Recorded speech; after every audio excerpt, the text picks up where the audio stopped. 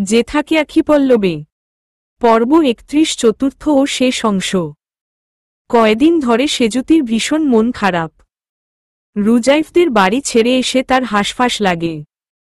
তাদের বাড়িটার একতলার কাজ কোনোরকমে শেষ হতেই তারা বাড়িতে উঠেছে। নতুন বাড়ির কোনো কিছু আগের মতো সাজানো না, রুমগুলোও ছোট ছোট। মাজেদের অবস্থা আগের মতো নেই বলে খুব বেশি কিছু ডিমান্ড করা যাচ্ছে না। সেজুতি তার জন্য বরাদ্দ ছোট্ট রুমটা কোনোরকমে সাজিয়ে গুছিয়ে নিয়েছে। লাগোয়া বাড়ি বলে চাচিদের সব কথাই তার কানে এসেছে। তার উপর তার চাচাতো ভাই বোনেরা কেউ তার সাথে কথা বলছে না, দেখলে মুখ বাঁকিয়ে চলে যাচ্ছে। একা একা কলেজে যাওয়া আসা করতে হচ্ছে। এদিকে রুজাইফকে বড় গলায় বলে এসেছে আর যাবে না ও বাড়ি, তাই নাদিরার সাথে কথা বলতে পারছে না। 2 দিন ধরে রুজাইফ তাকে দেখেও দেখে না। গতকাল কলেজ থেকে ফেরার পথে রুজাইফ অফিস থেকে ফিরল। বাড়ির সামনে ওকে দেখে মুখ ঘুরিয়ে চলে গেল। আজ সকালেও অফিস যাওয়ার সময় চোখাচোখি হল, তখনও চোখাচোখি হতেই রুজাইফ নজর ফিরিয়ে নিল। ব্যাপারটা বড্ড গায়ে লাগছে সেজুতির। তাদের বাড়িতে থাকতে এই লোক সকাল বিকাল বিরক্ত করত তাকে, অথচ আজ যেন চিনতে পারছে তাকে। অপমানবোধ তাকে সুইয়ের খোঁচা খাওয়ার মতন খোঁচাচ্ছে। হাজারো ভাবনায় আনমনা হলে বইয়ের উপর মাথা দিয়ে চুপচাপ পড়ে রইল সে। হঠাৎ মাথায় স্নেহময় স্পর্শ পেতেই চমকে মাথা তুলল সেজুতি। পেছনে মাজেদকে দাঁড়িয়ে থাকতে দেখল। অপ্রতিভভাবে হাসল সে। আব্বা, কখন আইছেন? মাজেদ শুকনো হাসি দিল। আইসি মেলাক্ষণ, খাইতে বইছিলাম, তোরে ডাকলাম সাড়া পাই নাই। আয়শা দেখি মন খারাপ কইরা বইসা আছোস। কি হইছে রে মা, মন খারাপ কেন তোর? সেজুতি মাথা নাড়ে। কি মন খারাপ? মন খারাপ না আব্বা। মাজেদ দীর্ঘ শ্বাস গোপন করে। তাইলে চল খাইয়া নেই, তোর মা ডাকতাছে অনেক সময় ধইরা। চলো আব্বা। সেজুতি উঠে দাঁড়াল। মাজেদ এগিয়ে যেতেই সেজুতি পিছু ডাকল। আব্বা, একটা কথা কমু? রাগবা না তো? মাজেদ অবাক হয়ে মাথা দুলাল। সেজুতি মৃদুস্বরে বলল, একা একা ভালো লাগে না আব্বা। নিজের রাগ জেদ ভুইলা বুবুকে এইবার না হয় বাড়িতে ডাকো। দেখতেছে তো নিজের ছাড়া কেউ আপন না। স্বার্থে টান লাগলে ভাই ভাইরে চিনতেছে না। আর তুমি এগো লাইগা কত কি করছ। বুবুরে 2 বার বিয়া দিলা, তার জীবনে সমস্যা তৈরি করলা, তাও কি হেগোর মন পাইলা? মাজেদ বিস্মিত হয়ে মেয়ের মুখ পানে চাইল। সেজুতি ঢোক গিল্ল। মানলাম বুবু একা বিয়া কইরা অন্যায় করছিল, তাই বইলা তাকে ধইরা আইনা আরেকখান বিয়া দেওয়ার মতো পাপ কি সে করছিল? একটু টাকা পয়সা কম হইলেও সোহাগ ভাই ভালো মানুষ, বুবুরে অনেক ভালোবাসে। তোমরা তারে এত পেরেশান করছ, তাও কিন্তু সে বুবুরে কোন অশান্তি দেয় নাই। মাজেদ মনে মনে ভীষণ লজ্জিত হল। কয়দিন ধরে সেও একই কথা ভাবছিল, কিন্তু চক্ষু লজ্জায় মুখ ফুটে বলতে পারছে না। বড় মেয়ের প্রতি করা অন্যায়ের কথা মনে করে অপরাধবোধ জেগে ওঠে মনে। ভাবছিল মেয়েটাকে বাড়িতে ডাকবে, কিন্তু মুখ ফুটে বলতে সংকোচ হয়। তাছাড়া বড্ড একা হয়ে গেছে সে। কারো সাথে দুদণ্ড কথা বলবে এমন পুরুষ এখন বাড়িতে নেই বললেই চলে। এখন সেজুতির কথায় মাজেদের চেহারায় স্বস্তি ফিরে এলো। এগিয়ে এসে মেয়ের মাথায় হাত রাখল। মোলায়েম গলায় বলল, কাইল তোর বুবুরে ডাকমুনে। ওরা আয়শা কয়ডা দিন থাকুক আমাগো সাথে। নতুন বাড়ি তো সকাল দেখেও নাই। সেজুতি খুশি হয়ে বাবাকে জড়িয়ে ধরে, হাঁচা আব্বা, আপনি সত্যি বুবুরে ডাকবেন? মাজেদ মাথা দুলায়, ডাকমু। কাইল ফোন দিমুনে। এখন চল ভাত খাইতে যাই, মেলা রাইত হইছে। সেজুতি মেনে নিয়ে বাবার পিছু পিছু এলো। চুপচাপ বসে ভাত খেল। রুজাইফ বারান্দায় দাঁড়িয়ে সেজুতিদের একতলা বাড়ির দিকে তাকিয়ে আছে একদৃষ্টিতে। বাতি জ্বলছে এখনো, তার মানে ওরা সজাগ আছে। কপালে আঙুল ঘষল রুজাইফ। আজও দেখা হয়েছিল সেজুতির সাথে, কিন্তু ইচ্ছে করে ওকে এভয়েড করেছে রুজাইফ। মেয়েটা অনেক কিছু বোঝে না বা বুঝতে চায় না। মূলত ওকে কিছু বুঝো দিতেই ওকে ইগনোর করছে। দেখা যাক সেজুতির বুঝো আসে কিনা। শ্বাস ফেলে পাশের দুই বাড়িতে নজর দিল। তার ধারণা সাজেদ আর জাহাঙ্গীর আশেপাশেই লুকিয়ে আছে। দুটোকে ধরে জেলে দিতে পারলে শান্তি পেত। রুজাইফ সিদ্ধান্ত নিয়েছে কোর্টে মামলা করবে জমি বুঝে নিতে। এতদিন এদের সাথে আপোষে সব কাজ করতে চেয়েছে, কিন্তু এরা ভদ্র মানুষ না। আপোষ করাটাকে দুর্বলতা ভাবছে। এদের সাথে এদেরই ভাষায় কথা বলতে হবে। কোর্টে দৌড়ঝাঁপ না করলে টের পাবে না কার সাথে লাগতে এসেছে। রুজাইফ আরেকবার সেজুতিদের ঘরের দিকে তাকিয়ে নিজের রুমে ঢুকল। কলেজ থেকে ফিরে সকালকে দেখে খুশিতে চেঁচিয়ে উঠল সেজুতি। বোনকে জড়িয়ে ধরল, বুবু তুমি আইছো? সকাল হাসল, হো হো হো, আব্বা ফোন দিছিল না, আইসা কেমনে পারি। সেজুতি হাসি মুখে বোনকে দেখল, দুলাভাই আইছে? সকাল মাথা দুলায় আইছে। আব্বার লগে দেখা করতে গেছে স্কুলে। আব্বাই ডাকছে তারে। সেজুতি বোনের হাত টানল, ঘরে চলো আপা, মেলা গল্প আছে তোমার লগে। সকাল ওকে থামিয়ে বলল, থম, চল আগে ওই বাড়িতে যাই, সবার লগে দেখা কইরা আসি। সেজুতি একবার মুখ ঘুরিয়ে দোতলা দালানটাকে দেখল। তারপর মলিন কণ্ঠে বলল, তাইলে তুমি যাও আপা, আমি কেবল আইলাম হাত মুখ ধুইয়া কিছু খাইয়া নেই, খিদা লাগছে বহুত। সকাল মন দিয়ে বোনকে দেখছিল। সে বলল, একা জামু? চলো না তুই, আমার চাইতে তোরে ভালো চিনি ওরা। সেজুতি মাথা নাড়ে না, বুবু তুমি যাও, আমি এখন যামু না ওই বাড়িতে। সকাল খুবই অবাক হল সেজুতির কথায়। যে মেয়ে সারাদিন ওই বাড়িতে পড়ে থাকে সে হুট করে ওই বাড়ি যাবে ন বলতেছে কেন? ঘটনা কি? সকাল সন্ধিহান গলায় শুধায়, যাবি না কেন? কিছু হইছে? কেউ কিছুল কইছে তোরে? সেজুতি ছলছল নয়নে বোনের দিকে তাকালো। তার গলা ধরে আসছে কান্নায়। সে মাথা দুলিয়ে বলল, বাড়ির মানুষই কত কিছু কইতেছে, আর কে কি কইব? আসলেই তো, আমি নিজের বাড়ি থুইয়া ওই বাড়িতে কেন থাকুম? তুমি যাও বুবু, আমি ওই বাড়িতে আর যামু না। কিন্তু ভাই তো তোরে ভালো পায়, হেও কিছু কয় নাই? সকালের কথায় চমকে উঠল সেজুতি, ভালো পায় মানে কি?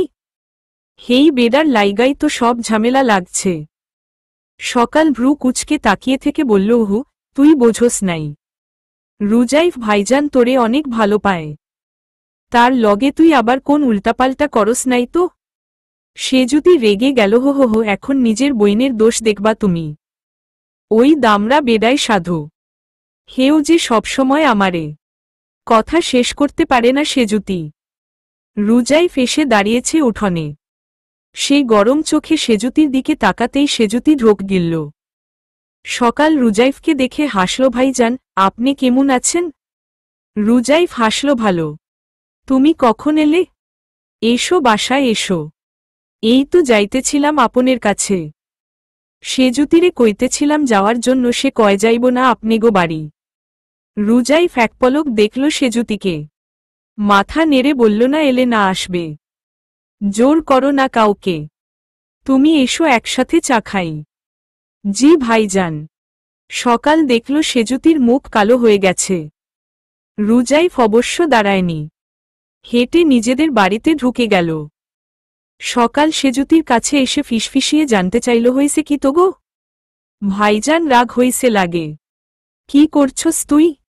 সেজুতি গরম চোখে তাকায়ে, তো ভাইজান ভাইজান করো ক্যা? আমরা কেউ না তোমার? থাকো তোমার ভাইজান নিয়ে। সেজুতি দুপদাপ পা ফেলে বাড়ির ভেতর চলে গেল। সকাল কয়েকবার ডাকল সেজুতিকে, কিন্তু সে সাড়া দিল না। অগত্যা একাই পা বাড়াল ও বাড়িতে। অন্তত কথা বলে বুঝে আসুক আসলে কি হয়েছে। ফজিলাতুন্নেসা আর নুমার সাথে কুশল বিনিময় করল সকাল। নাদিরা বেশ খুশি তাকে দেখে। গাল ফুলিয়ে অভিযোগ জানাল সেজুতির বিরুদ্ধে। সকাল হাসি মুখে শুনল সব। রুজাইফ নাস্তা খেতে বসে ডাকল, তাকে সব শুনেছ তো? তোমার চাচারা কি কাণ্ড করেছে? সকাল নতমুখে মাথা দুলায়, আব্বা বলছে সব। সে আপনাদের সম্পদ বুঝাই দিতে চাইতেছে অনেক আগে থিকাই, কিন্তু দাদি আর চাচাদের কারণে পারতেছে না। তারা ঝামেলা করতেছে। আমি তো কোর্টে মামলা করার প্ল্যান করতেছি। এইভাবে আর কতদিন? সকাল ঠোঁট চেপে ধরে ভাইজান, কিছু মনে না করলে একটা কথা কই। রুজাইফ সম্মতি দিতেই সকাল বলল মামলা কইরেন না। ওনারা না হলে আপনাগর ক্ষতি করার চেষ্টা করবে, আর সেইটা আপনি কোনোভাবে ঠেকাইতে পারবেন না। যেমন ধরেন ফুপার ক্ষতি করার চেষ্টা করছে, তাই বলতেছি ওদের শায়েস্তা করার অন্য উপায় খোঁজেন। রুজাইফ চিন্তিত হল। সকালের কথা ফেলে দেওয়ার মতো না। যে থাকে আখি পল্লবে। পর্ব ৩২। ২ সপ্তাহ গত হওয়ার পর সেজুতি আবিষ্কার করল রুজাইফের থেকে দূরে থাকতে অসহ্য লাগছে তার। ওই লোকের ধমক না খেয়ে কেমন যেন বিষাদ লাগছে জীবনটা। তার উপর রুজাইফ তাকে দেখলে না দেখার ভান করে। তখন খুব অপমান বোধ হয়। বুকে তীব্র জ্বলুনি টের পায়। রুজাইফকে মনে মনে হাজার গালাগাল দিয়েও মন শান্ত হচ্ছে না তার। নাদিরাটাও কেমন যেন স্বার্থপর হয়ে গেছে। একটা দিনও সেজুতিকে ডাকে না। নিশ্চয়ই মিস করে না, আর না হলে ঠিকই ডাকত। সেজুতি ভাবল, যথেষ্ট হয়েছে আর না। আজ রুজাইফের সাথে কথা বলতেই হবে। কলেজ থেকে ফিরতে গিয়ে রুজাইফের সাথে দেখা হলো সেজুতির। কথা বলার জন্য মনস্থির করলেও কেন যেন পারল না। উল্টো ঘুরে চলে আসতে গিয়ে অবাক হল। রুজাইফ ডাকছে তাকে। সেজুতি বিস্মিত হয়ে রুজাইফকে দেখল। আপনি আমারে ডাকতেছেন? রুজাইফ বিরক্তিসূচক শব্দ করে বলল, আশেপাশে তো আর কেউ নেই, তাহলে তোমাকেই ডাকছি। সেজুতি কিছুটা ভাব নিয়ে বলল, কেন ডাকতেছেন? আমার লগে কি দরকার? আপনের দরকার থাকলেও আমার নাই। আপনের মতো স্বার্থপর মানুষের লগে কথা কইতে চাই না। রুজাইফের ভ্রু কুঁচকে গেল। দাঁতে দাঁত চেপে বলল, ফালতু আলাপ ছাড়লে চর খাবে। একদম ভাব নেবে না। আমি জানি আমার সাথে কথা বলার জন্য জান চলে যাচ্ছিল তোমার। সেজুতির মুখ কালো হয়ে গেল। এই লোকের সামনে ঠিকমতো অভিমানও করা যায় না। সবসময় অ্যাকশন হিরোর মুডে থাকে। সে গাল ফুলিয়ে অন্যদিকে তাকিয়ে রইল। রুজাইফ বলল, এখনই বাসায় এসো, কাজ আছে তোমার সাথে। আসুম না? সবসময় খালি বকা দেন। রুজাইফ দুকদম এগিয়ে আসতেই সেজুতি ভয় পিছিয়ে গেল। রুজাইফ কঠোর দৃষ্টি ফেলে, বাবার কথা মনে আছে তো? কিছু বলছি না বলে সব ভুলে গেলে তো সমস্যা। আর একবার যেন বলতে না হয়। তাড়াতাড়ি ফ্রেশ হয়ে এসো, না হলে খারাপ হবে। সেজুতি ভেঙচি কেটে ঘরে ঢুকে গেল। রুজাইফ সেদিকে তাকিয়ে রইল কিছু সময়, তারপর নিজের বাড়িতে ঢুকে গেল। ঘণ্টাখানেক পরে সেজুতি এলো। তখন রুজাইফরা সকলে সন্ধ্যার নাস্তা করছে। ওকে দেখে নাদিরা খুশিতে লাফিয়ে উঠল, সেজুতিপু, তুমি এত নিষ্ঠুর! এতদিনে একবারও দেখতে এলে না আমাদের। সেজুতি মন খারাপ করে উত্তর দিল, তোমরা মনে হয় আমারে অনেকবার দেখতে গেছ। তোমরাও স্বার্থপর। সেজুতির কথা বলার ধরনে নুমা আর হাশেম হেসে দিল। নাদিরা ওর হাত ধরে টানল, এসো নাস্তা করি। মা মজাদার পেঁয়াজু বানিয়েছে। খাবো না গো, আমি কেবলই খেয়ে এলাম। নাদিরা জোর করে, খাও না, তুমি তো মায়ের হাতের রান্না পছন্দ করো। সত্যি পেট ভরা না হলে খেতাম। সেজুতি কিছুতেই খেতে রাজি হল না দেখে ওরা সকলে অবাক হল। মেয়েটা কি সত্যি চেঞ্জ হয়ে গেল ওর পরিবারের বাকি সবার মতো? রুজাইফ অবশ্য চুপচাপ দেখল, সব কোন মন্তব্য করল না। চা শেষ করে সেজুতিকে উপরে যেতে বলে সে উঠে গেল। কিছুক্ষণ পর সেজুতি দরজায় নক করতেই রুজাইফ ডাকল, ভেতরে এসো। সেজুতি ভয়ে ভয়ে ভেতরে এলো। আমারে ডাকছেন কেন? রুজাইফ সোজা হয়ে বসল, তীক্ষ্ণ দৃষ্টিতে তাকিয়ে থেকে জানতে চাইল, তোমার কি মনে হয় কেন ডাকছি? সেজুতি থতমত খেল, আমি কেমনে কমু? রুজাইফ উঠে সেজুতির কাছে এসে দাঁড়ায়। এতটাই কাছে যে ওর নিঃশ্বাস আছড়ে পড়ছে সেজুতির মুখের উপর। সেজুতি অস্বস্তিতে সেটে গেল, দরজার সাথে দূরে দাঁড়ান। এত কাছে দাঁড়াইছেন কেন? রুজাইফ ফিসফিসিয়ে উঠল, এ কথা বলবো তা কানে কানে বলতে হয়। সেজুতি নার্ভাস হয়ে তোতলায়কক, কি কইবেন? রুজাইফ আরও একটু কাছ ঘেঁষে এসে সেজুতির কানের কাছে মুখ এগিয়ে এনে বলল, আমি তোমাকে সেজুতির বুকের ভেতর ড্রাম বাজছে যেন, হার্টবিট দ্রুত হচ্ছে। সেজুতি কাপড় খামচে ধরল। গত কয়েকদিনে সে রুজাইফকে যেমন মিস করছে সেরকম রুজাইফও করছে। জানতে উদ্গ্রীব হলেও রুজাইফ বাক্য শেষ করে না। উল্টো ঘুরে টেবিলের কাছে গিয়ে কিছু কাগজ নিয়ে এলো। সেজুতির হাতে দিল। আমি তোমাকে একটা কাজ দিতে চাচ্ছি, পারবে করতে? সেজুতি বোকার মতো মুখ করে বলল, হা হো হো। মন দিয়ে শোন, এই কাগজগুলো এখনই তোমার দাদিকে দেবে। শুধু দিলে হবে না, তাকে পড়ে শোনাবে। ঠিক আছে? সেজুতি মনে মনে ভীষণ লজ্জা পেল। সে ভেবেছিল রুজাইফ অন্য কিছু বলবে। এখন কাজের কথা শুনে মেজাজ খারাপ হলেও কিছু বলল না, কেবল মাথা দুলায়। সেজুতি চলে যাচ্ছিল, রুজাইফ পিছু ডাকল, এখন থেকে আমার সামনে শুদ্ধ ভাষায় কথা বলবে, ঠিক আছে? মম। কথা না বাড়িয়ে চুপচাপ চলে এলো সেজুতি। সোজা শামসুন্নাহারের ঘরে এসে কাগজগুলো তার হাতে দিল। তোমারে দিতে কইল। শামসুন্নাহার খুব অবাক হয়ে বলল, কেডা? কাগজ দিয়া কি করুম আমি? ওই বাড়ির পোলা কইল তোমারে পইরা শুনাইতে। শামসুন্নাহার বিরক্ত হল, তো আমার হাতে দিছস কেন? পইরা শুনা দেখু কিসের কাগজ। সেজুতি নিরাসক্ত ভঙ্গিতে প্রথম কাগজটা খুলে পড়তে শুরু করল।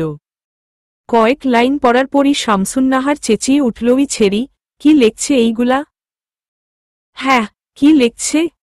এইসব মিছা কথা কেন লেখছে? সেজুতি ততক্ষণে কাগজের মধ্যে থাকা ছবিগুলো তুলে নিল। ওর চোখ দুটো কোটর থেকে বেরিয়ে আসার উপক্রম হয়েছে। আল্লাহ, এইসব কি? সেজুতি অস্ফুটে চেঁচিয়ে উঠল, দাদি দেখো। শামসুন্নাহার চোখে চশমা ঠেলে ছবিগুলো হাতে নিল। তার চোখ দুটো ক্রমান্বয়ে বড় হতে লাগল, মুখা রাগে তার বক্ষতালু জ্বলছে। এত বড় ধোকা! শামসুন্নাহার সেজুতিকে বলল, যা তোর চাচিগো ডাইকা আনো, এখনই আইতে কবি।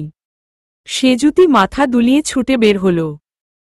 শামসুন্নাহার ছবির দিকে তাকিয়ে বসে থেকে দুলছেন ক্রমাগত। তার গা হাত পা নিষ্পিস করছে অজানা রাগে। আম্মা ডাকছেন আমাগো। লাকি আর খুকু এসে দাঁড়িয়েছে। শামসুন্নাহার ওদের মুখের উপর ছবিগুলো ছুড়ে দিল। এইগুলা কি? কি এইগুলা? এই বাড়ির বউ হইয়া নষ্টামি করতে বুক কাঁপে নাই? আর তুমি পোলা কি করে খোঁজ রাখো কোন? আল্লাহ রে, কাগেরে নিয়া চিন্তা কইরা আমার ঘুম হারাম করি? কাগো লাইগা এত কষ্ট করলাম।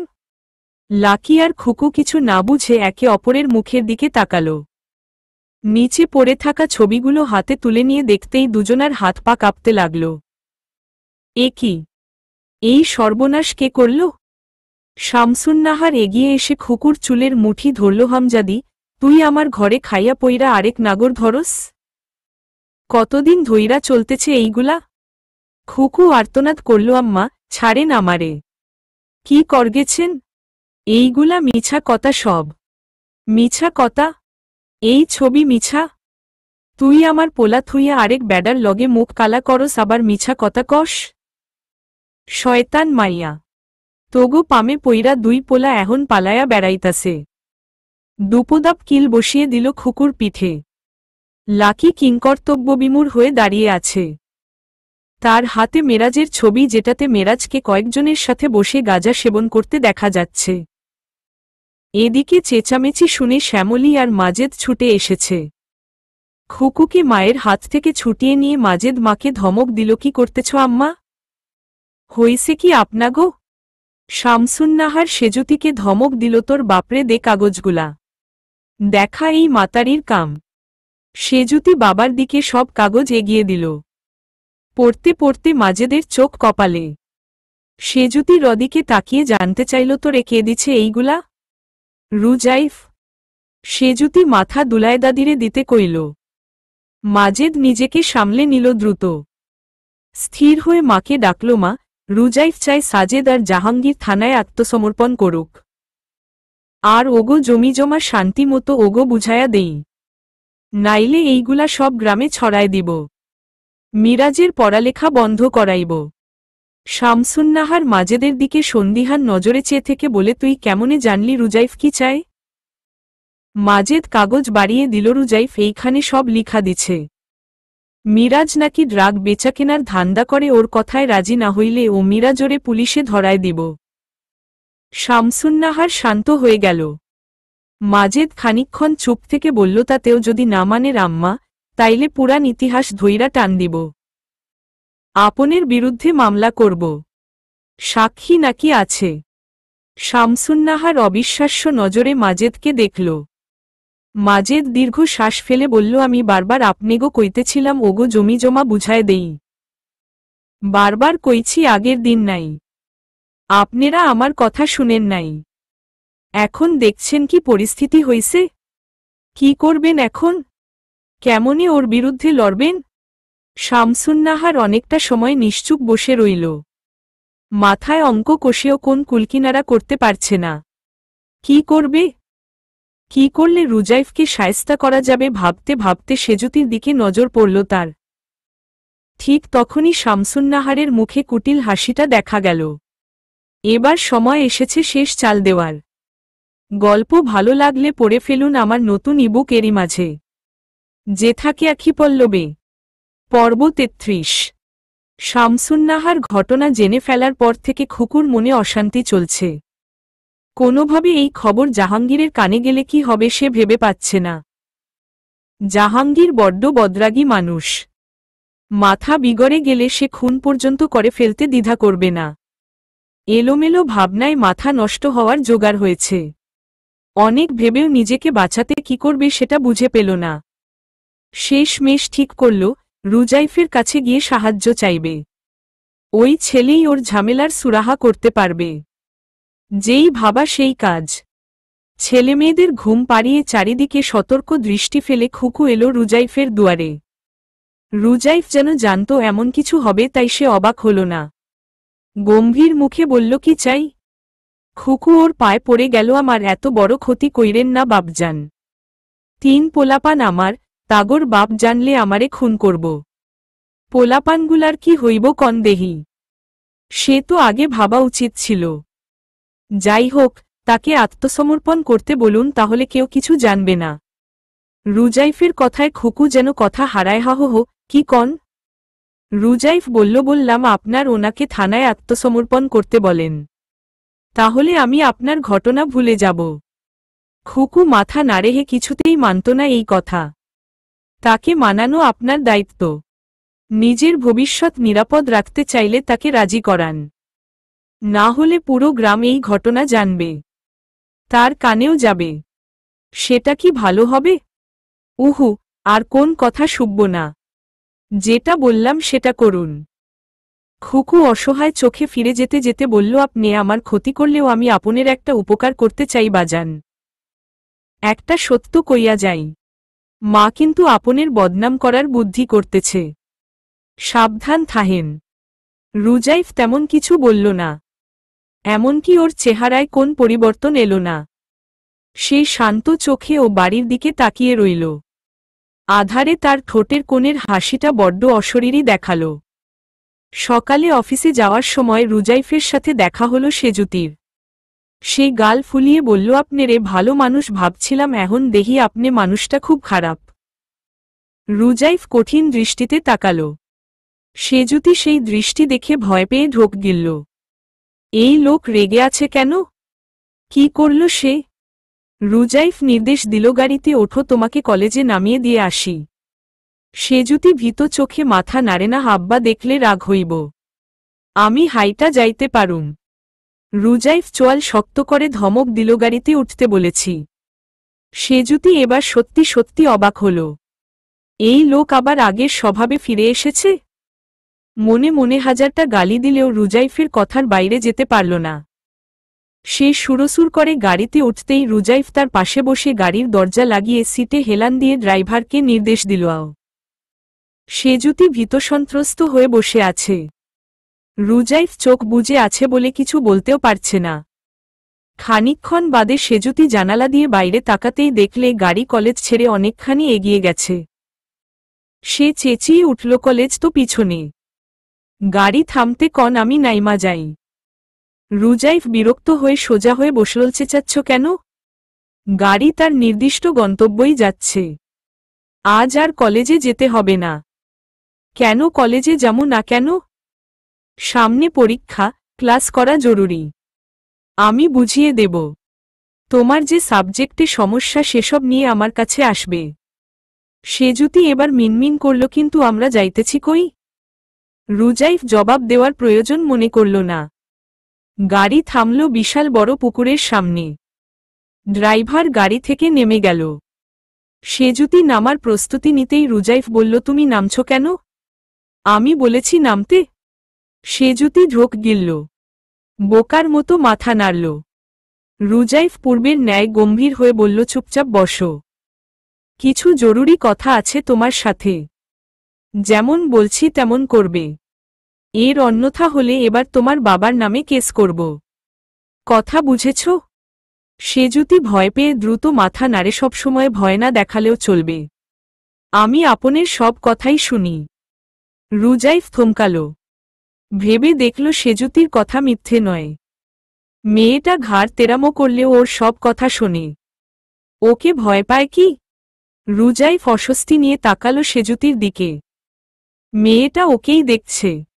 রুজাইফ তাকাতেই সেজুতি মুখ ঘুরিয়ে নিল। ওর নাকের ডগা আর চিবুক ঘামে ভিজে আছে। কপালের দুপাশের চুলগুলো ভেজা ভেজা। উজ্জ্বল শ্যামা সেজুতির পরনে আকাশি রঙা কলেজ ড্রেস। বড় সাদা ওড়নায় শরীর জড়ানো বলে হয়তো গরম লাগছে মেয়েটার। দেখতে দেখতে চোখে ধন্ধ লাগে রুজাইফের। সে অস্ফুটে উচ্চারণ করল, তুমি আমার সব কথা শোন কেন? ভয় পাও? সেজুতি মাথা নাড়ে। তা পাই। রুজাইফের মন খারাপ হলো খানিকটা। সে কি খুব বেশি মেজাজ দেখায় সেজুতির সাথে? ওদের বংশের বাকি সবার রাগটা ওর উপর দেখায় কি? মনে মনে নিজেকে অপরাধী ভেবে ভাবুক হয়ে উঠল রুজাইফ। সেজুতি তারা দিল, কি বলতে চাইলেন? রুজাইফ ভাবনা থেকে বেরিয়ে এলো। সেজুতি প্রশ্নবোধক চাহনি দিয়ে তাকিয়ে আছে। রুজাইফ অহেতুক ভাবনা সামলে নিল। সেজুতির দিকে তাকিয়ে গড়গড়িয়ে নিজের পরিকল্পনা বলে গেল। শুনতে শুনতে মুখ হা হয় সেজুতির। এই লোক মহা পাগল, নির্ঘাত। এই ভয়ানক কাজের দায়িত্ব সেজুতির উপর দিচ্ছে। বাই চান্স ভুল হলে শুলেও তো সেজুতিকে চড়তে হবে। নিজের চুল ছিঁড়ত মন চাইল তার। তাকেই কেন রুজাইফ সব কাজের দায়িত্ব দেয়? সেজুতি অসহায় চোখে তাকিয়ে আছে রুজাইফের দিকে। রুজাইফ বিরক্ত হল, কি হয়েছে? সব কাজ আমাকেই করতে হবে? আর কেউ নাই? সেজুতির বোকামিতে বিরক্ত হল রুজাইফ। তুমি করবে না তো কে করবে? ওরা কেউ কি আমার? রুজাইফ থেমে গেল। কি ভেবে বলল, আচ্ছা রোমেলা দাদিকে বলবো তোমাকে হেল্প করবে। এখন বাসায় ফিরে যাও। তোমার বাবা বকলে আমার কথা বলে দেবে। সেজুতি উসখুস করছে দেখে রুজাইফ বলল, কিছু বলতে চাইলে বলে ফেলো। এইগুলা করা কি জরুরি? কারো দোষ গোপন করা কিন্তু সোয়াবের কাজ। আর ঘর ভাঙা গুনাহ। রুজাইফের চেহারায় আবার গাম্ভীর্যের আড়ালোদের বিরুদ্ধে কিছু না করলে ওরা তোমার মানসম্মান নিয়ে টানাটানি করবে, চলবে? মানে বুঝলে তুমি সেজুতি হতে না আর আমি রুজাইফ। আমার কাজে বেশি প্রশ্ন করো না, কেবল যা বলছি তাই করো চুপচাপ। সেজুতি আর কথা বাড়াল না। রুজাইফ ওকে বাড়ি থেকে কিছুটা দূরে নামিয়ে দিয়ে চলে গেল। সন্ধ্যার পরপর শামসুন্নাহার সেজুতির কাছে এলোই ছেমরি, ওই পোলা কখন আইব? সেজুতি কিছুটা অবাক হল, কোন পোলা দাদি? আরে ওই রুজাইফ। আমি ওর লগে কথা কইতে চাই। ওই পোলা আইলে একটু খবর দিবি। আচ্ছা, আসুক, খবর দিমুনে। শামসুন্নাহার ইতস্তত করে বলল, তুই ওই বাড়ি যাওনের আগে আমারে জানাবি। কেন? শামসুন্নাহার তেতে বলল, আরে ওর লগে কথা কমু আমি। আমারে না জানাইলে কেমনে হইব? আচ্ছা জানামু তোমারে। এতক্ষণে তো চইলা আসে। আচ্ছা একটু পরে যামুনে। শামসুন্নাহার তবুও বসেছিল। সেজুতি বড্ড অবাক হল দাদির আচরণে। কেমন যেন করছে। এত ভালো আচরণ ওর সাথে কখনোই করে না দাদি। সেজুতির ভাবনার মাঝেই লাকি এলো হন্তদন্ত হয়াম্মা, তাড়াতাড়ি আহেন, সর্বনাশ হইছে। লাকি কাঁপছে রীতিমতো। শ্যামলী জানতে চাইল কি হইছে লাকি, এমন করতাছ কেন? লাকি ঘাবড়ে গেল। কাপা কাপা কণ্ঠে বলল, আমি কিছু জানি না, আপনারা আসেন আগে। শামসুন্নাহার, সেজুতি, শ্যামলী সকলেই একসাথে বেরিয়ে এলো। খুকুর বাড়িতে হইচই হচ্ছে, বাচ্চাগুলো উচ্চস্বরে কাঁদছে। শামসুন্নাহার হতবিহ্বল হয়ে জানতে চাইল কি হইছে লাকি। জাহাঙ্গীর আইছে বাড়িতে। হ্যাঁ হো হো হো। কখন আইল? ওরা কান্দে কেন? লাকি কিছু বলল না। শামসুন্নাহের মনটা অজানা আশঙ্কায় দুলছে। সবাই ছুটল ওই বাড়ির দিকে। সেজুতি একবার তাকিয়ে আল্লাহ বলে পিছিয়ে এলো। ওর মুখ চোখ ফ্যাকাশে। রাতের আধারে একটা নাটক মঞ্চস্থ করার কথা ছিল তার, কিন্তু কিছুই করতে হলো না, তার আগেই সব হয়ে গেল। এ কি আল্লাহর ইশারা? সেজুতি হাঁসফাঁস করতে করতে পিছিয়ে গিয়ে খোলা জায়গায় দাঁড়িয়ে বমি করে দিল। শামসুন্নাহার ভীষণ ঘাবড়ে গেল। তার কেন যেন ভেতরে যাওয়ার সাহস হচ্ছে না। মনে হচ্ছে ভেতরে ভয়াবহ বিপদ ওত পেতে আছে। পা টানছে না, কিন্তু যেতে তো হবেই ভেবে হাঁক ছাড়ে। আরে হইছে কি, এমন করতাছস কেন বলে ভেতরে ঢুকতেই পা জমে গেল শামসুন্নাহারের। চোখের সামনে একই দেখছে সে। তার চোখ দুটো কোটর থেকে বেরিয়ে আসবে যেন। একবার চোখ দুটো দুহাতে ঘষে নিল। অবিশ্বাস্য লাগছে সব। পুরো ঘর যেন রক্তের স্তূপ। সেই স্তূপে গড়াগড়ি খাচ্ছে খুকু আর পাশের গ্রামের রুস্তম আলীর লাশ। হাতে ধারালো একটা ছুরি নিয়ে রক্তে জুবজুব হয়ে বসে আছে জাহাঙ্গীর। তার 3 ছেলেমেয়ে আরেকদিকে বসে তাতস্বরে চেঁচিয়ে যাচ্ছে।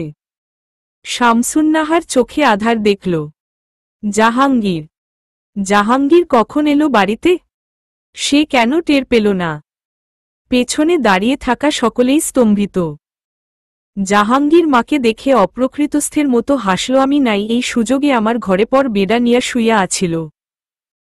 ও ঘরে ফুর্তি করতেছে আর আমি জায়গায় জায়গায় ফেরার হইয়া পলায়া বেড়াইতেছি। দিছি দুইজনে শেষ কইরা।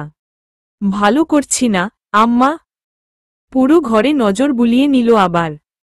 ঘরটা দেখে মনে হচ্ছে মৃত্যুপুরী। শামসুন্নাহারের চারপাশ অন্ধকার হয়ে আসছে। এত বড় আকস্মিক ঘটনা মেনে নিতে পারল না। সে বুক খামচে ধরে মেঝেতে গড়িয়ে পড়ল। যে থাকে আখি পল্লবে। পর্ব 34। লোমহর্ষক ঘটনার কথা চারিদিকে ছড়িয়ে পড়ল দ্রুত। অল্প সময়ের মধ্যে পুরো বাড়ি লোকে লোকারণ্য হয়ে উঠল।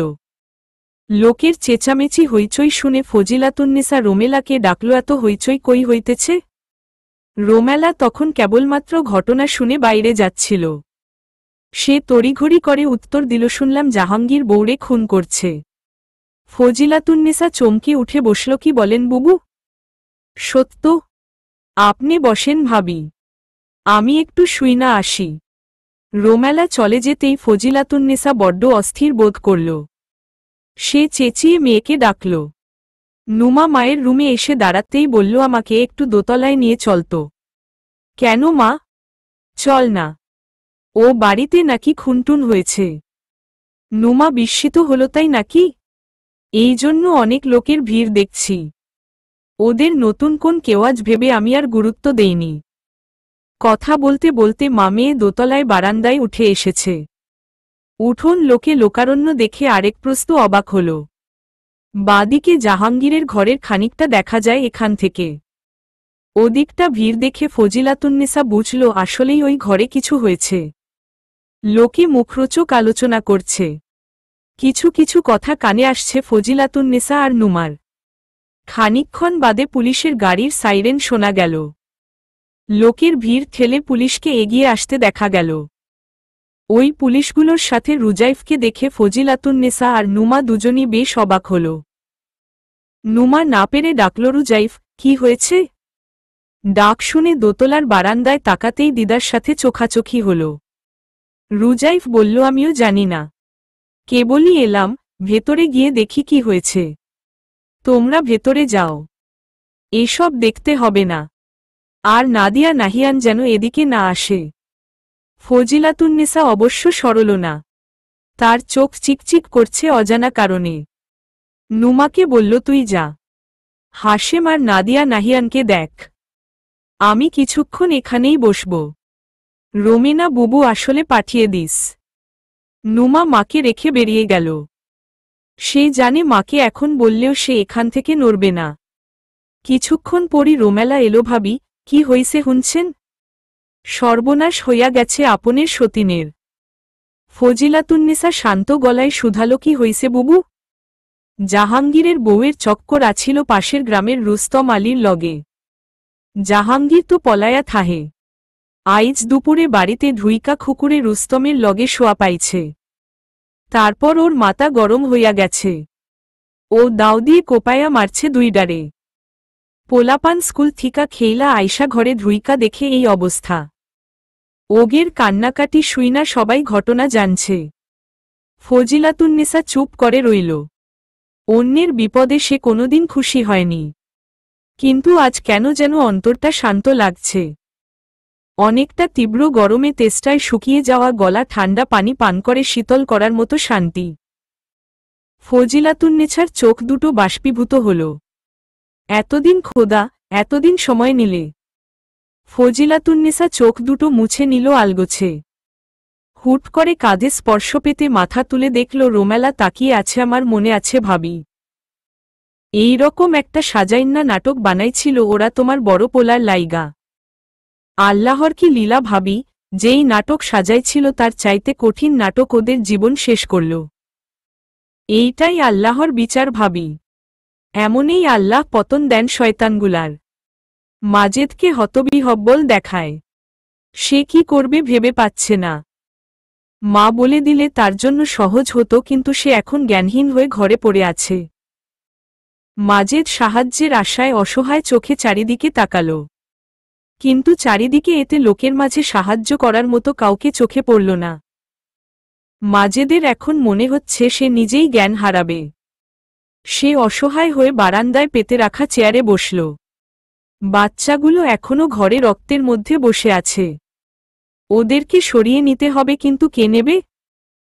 মাজেদ বলতে চাইল, কেউ একটু বাচ্চাগুলোকে বের কর, কিন্তু ওর মুখে কথা ফুটল না। তার আগেই পুলিশদের এগিয়ে আসতে দেখা গেল। ওদের সাথে রুজাইফকে দেখে খানিকটা স্বস্তি পেল মাজেদ। রুজাইফকে যে যত খারাপই বলুক, ওকে কেন যেন ভরসা করা যায়। অন্তত এতটুকু বিশ্বাস আছে রুজাইফ ইচ্ছে করে ওদের কোন ক্ষতি করবে না। ভাবতে ভাবতেই রুজাইফ সামনে এসে দাঁড়ালো। কি হয়েছে? কিছুটা কানে এসেছে, তবুও আপনি বলুন। মাজেদ অনেক কষ্টে কথা বলে, আমিও জানি না কি হইছে। এই ঘটনা সবার আগে লাকি দেখছে মনে হয়। পুলিশ ততক্ষণে ভেতরঘর দেখে এসেছে। রুজাইফকে কানে কানে কিছু বলল। রুজাইফ চিন্তিত মুখে উঠে গেল। ঘরে উকি দিয়ে গা শিউরে উঠল তার। ভয়াবহ অবস্থা ঘরের। সে নির্দেশ দিল, বাচ্চাদের সরিয়ে নিন আগে, তারপর যা করার করুন। পুলিশগুলো তাদের কাজে লেগে গেলে রুজাইফ ফিরে এলো মাজেদের কাছে। ওর সাথে সংশ্লিষ্ট থাকার ওসি মাজেদকে সাথে নিয়ে ওদের বাড়িতে ফিরল। সর্বপ্রথম ঘটনা লাকি দেখেছিল। তার কাছ থেকে শোনা হল। লাকির ভাষ্যমতে সে বাচ্চাদের চিৎকার শুনে এসেছিল। তারপর দেখে এই অবস্থা। জাহাঙ্গীর কখন এসেছে, কখন এই ঘটনা ঘটেছে, এমনকি রুস্তম কখন ঢুকেছে, এসব কিছুই সে দেখেনি। বাড়ির বাকি সবার থেকে জবানবন্দি নেওয়া হল। কেউই তেমন কিছু জানে না। কেবল শামসুন্নাহার একেবারেই নীরব। সে কোন কথাই বলল না, কেবল নির্বাক বসে থাকা ছাড়া। পুলিশ লাশ দুটো আর জাহাঙ্গীরকে সাথে নিয়ে চলে গেল। জাহাঙ্গীর কারো সাথে কোন কথা বলেনি।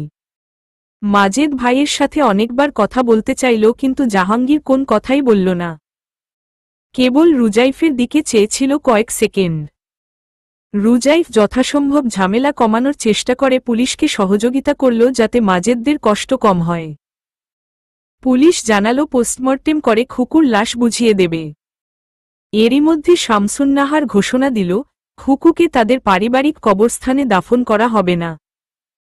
ওর লাশ যেন বাবার বাড়িতে পাঠিয়ে দেওয়া হয়। মাজেদ ধমক দিল, মাকে এখন এইসব কথা কনের সময় না আম্মা। আপনি সবসময় উল্টা পাল্টা কথা কন, এখন মাথা ঠিক নাই আপনের, তাই চুপ থাকেন। না, চুপ থাকুম না।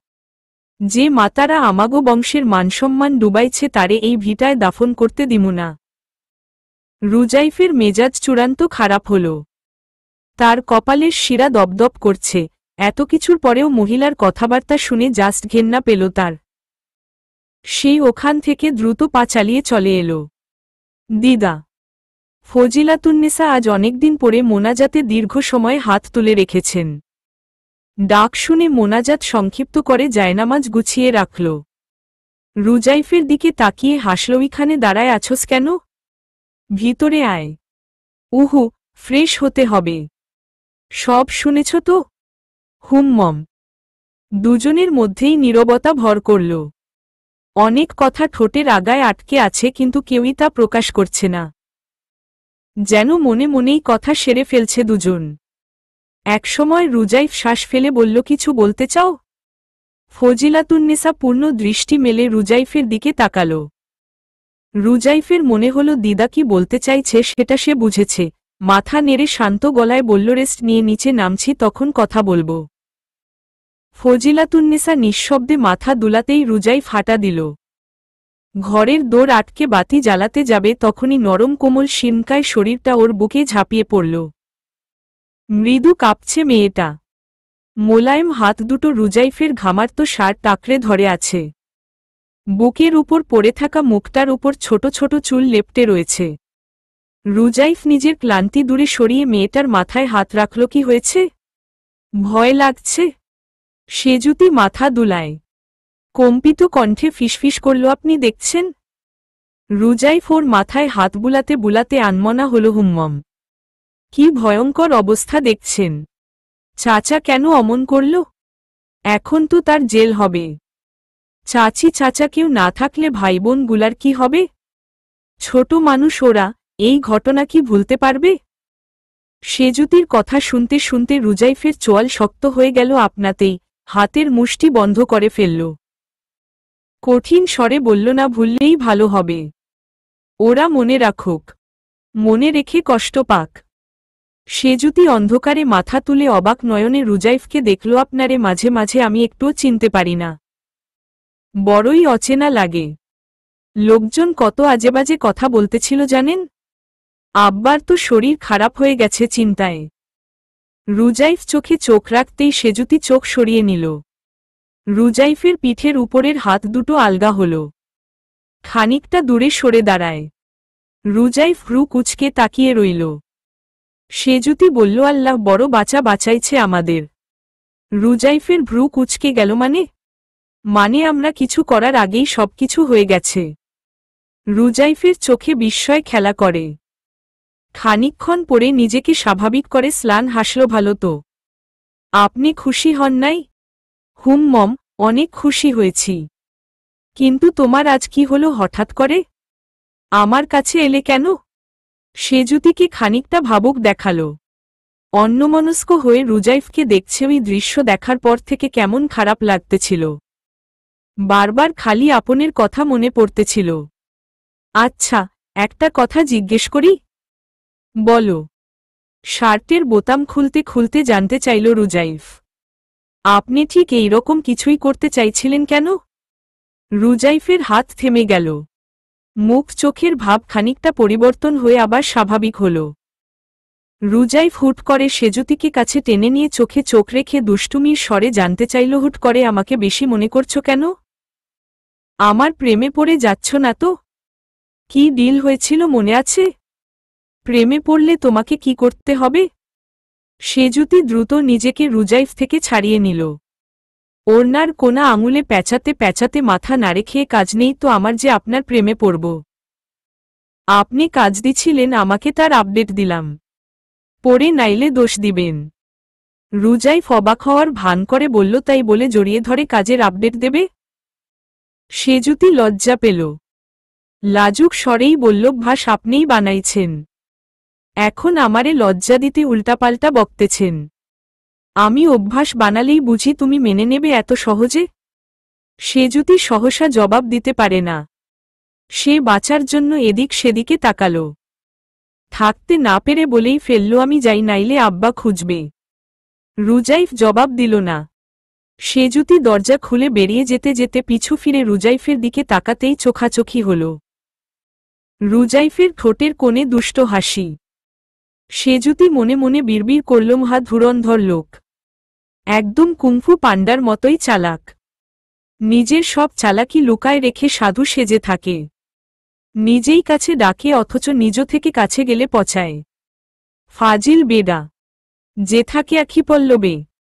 পর্ব ৩৫। এলাকায় তমিজউদ্দিন এর একটা সম্মান ছিল। পরপর ২ বার চেয়ারম্যান হয়েছিলেন, এলাকার মানুষের জন্য কাজের কাজও বেশ করেছেন। অপছন্দের কাজ করলেও তাই লোকে তাকে অপছন্দ করতে পারেনি, মুখের উপর পাল্টা জবাব দিতে পারেনি। কিন্তু এখন তো এ বাড়ির গল্প সবার মুখে মুখে চর্চা হচ্ছে। মানুষ বাড়ি বয়ে এসে কথা শুনিয়ে যাচ্ছে। সেসব শুনে শামসুন্নাহার মূর্ছা যায়। সারা জীবন বেশ দাপটে জীবন কাটিয়ে এই শেষ বয়সে এসে এসব ঠিক হজম হয় না তার। তার সাজানো গোছানো সংসার এইভাবে তাসের ঘরের মতো ভেঙে পড়ল, এটা মেনে নিতে ভীষণ বুক পোড়ে। সব কিছুর জন্য সে রুজাইফ আর ফজিলাতুন্নেসাকে দায়ী করে দিনরাত সাপাসাপান্ত করে। তাতেও শান্তি হয় না তার। প্রায় সময়ই জাহাঙ্গীরের ৩ সন্তানের কান্নাকাটি দেখে তার বুক ব্যথা করে। খুকুর ১৪ গোষ্ঠীকে গালি দিয়েও তৃপ্তি মেলে না তার। নিরীহ বাচ্চাদেরকে মেরে নিজেকে শান্ত করেন। তার অন্তরে দাউদাউ করে আগুন জ্বলছে। প্রতিবার ফজিলাতুন্নেসা তার সাজানো জীবনে আপদের মতো উদয় হয়, তারপর সব লণ্ডভণ্ড করে দেয়। কেন করে এমন? কিসের শত্রুতা তার সাথে? সেবার এত কিছু করার পরও মহিলার শিক্ষা হয়নি যে আবার এই বাড়িতে ফিরে এসেছে, আর ফিরে এসে এইভাবে শোধ তুলবে? খাটের ওপর বসে বসে হিসেব মিলিয়ে চলেছে শামসুন্নাহার। তার চোখ দুটো হিংসার আগুনে জ্বলছে ধিকি ধিকি। ওই মহিলা কি ভাবছে আমি চুপচাপ বইসা বইসা তামসা দেখুম? সব মাইনা নিমু?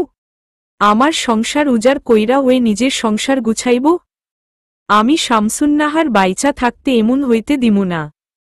মইরা জামু তাও ওর জীবনে শান্তি দিমু না, বিড়বিড় করে বলল শামসুন্নাহার। প্রায় ২ যুগ আগে এইরকম ঘটনার পরিকল্পনা করেছিল সে। নিখুঁতভাবে নিজের পরিকল্পনা বাস্তবায়নও করেছিল, কিন্তু এবার কেন যেন সব ভেস্তে গেল। পরিকল্পনা মতো এগুতেই পারেনি।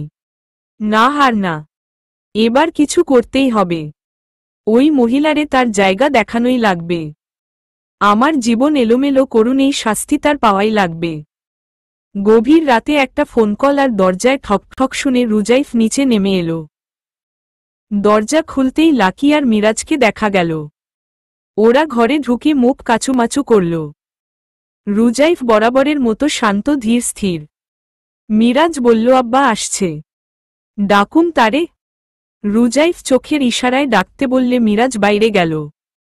কিছুক্ষণ পর ফিরে এলো সাজেদকে নিয়ে।